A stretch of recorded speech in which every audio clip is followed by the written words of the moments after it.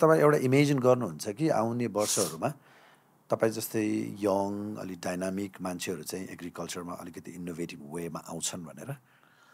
Definitely आउँछन्। अब young त म भन्दिनँ, नट सो यङ होइन। I mean young not in the sense of age होइन। अब नयाँ तरिकाले गरौँ भने मान्छेहरू धेरै आउँछ जस्तो लाग्छ मलाई चाहिँ। अनि मलाई चाहिँ के लाग्छ भने चाहिँ अब अहिले हाम्रो जिडिपीमा कृषिको कन्ट्रिब्युसन 25%को हाराहारीमा रहेछ, तर इम्प्लोइमेन्टको हिसाबले 60% जस्तोमा रहेछ होइन। खास चाहिँ खास उल्टो हुनुपर्ने हो क्या मेरो विचारमा। धेरै जिडिपीमा किनभने हामीले चाहिँ अब नेपालमा चाहिँ कृषिको नयाँ तरिकाले कृषि सोच्ने हो भने चाहिँ होइन एउटा सोर्ट अफ लाइक क्रान्ति नै गर्नुपर्ने छ होइन। क्रान्ति भनेर कस्तो भने चाहिँ स्केलमा जानुपर्ने छ। टुल्स एन्ड टेक्नोलोजी, एउटा टेक्नोलोजी प्रयोग गरेर होइन तपाईँको स्केल गर्नु, एकदमै स्केल गर्नु नै पर्नेछ है। किनभने त्यो स्केल गर्न सकेन भने हामी झन्झन जस्तो एउटा डेटा पोइन्ट के छ भनेपछि हामीले चाहिँ 1 खरब जतिको चाहिँ फसिल फ्युल पेट्रोलियमहरू इम्पोर्ट गर्दैछौँ नेपालमा होइन। अहिले यो रेटमा हामी चेन्ज गर्न सकेन भने लगभग अर्को 5 वर्षभित्र हामी 1 खर्बको एग्रिकल्चर गुड्सहरू इम्पोर्ट गर्छौँ होला क्या, मोनिटरी भ्यालु होइन।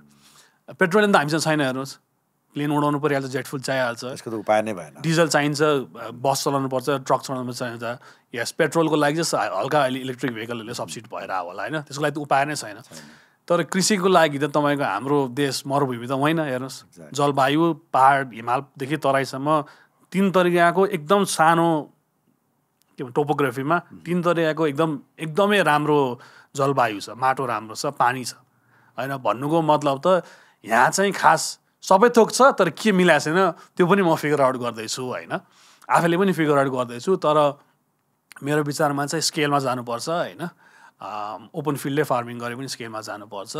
र म जस्तै होइन अरू 100औं 1000औं मान्छेहरू चाहिँ चाहिन्छ जस्तो लाग्छ क्या मलाई चाहिँ। तर चाहिन्छ भन्नाले कसरी मैले चाहिन्छ भन्न खोजा भनेपछि अलिकति तपाईँको बिजनेस पोइन्ट अफ भ्यू हेर्ने गरेर होइन, जीविकोपार्जन होइन, निर्वाहमुखी कृषि होइन कि तपाईँको टुरिज्ममा लागेर होटेल चलाएर होइन ठुलो बिजनेस क्रिएट गरे जस्तै नेपालमा पनि कृषिको त्यस्तै खालको एज अ बिजनेस क्या।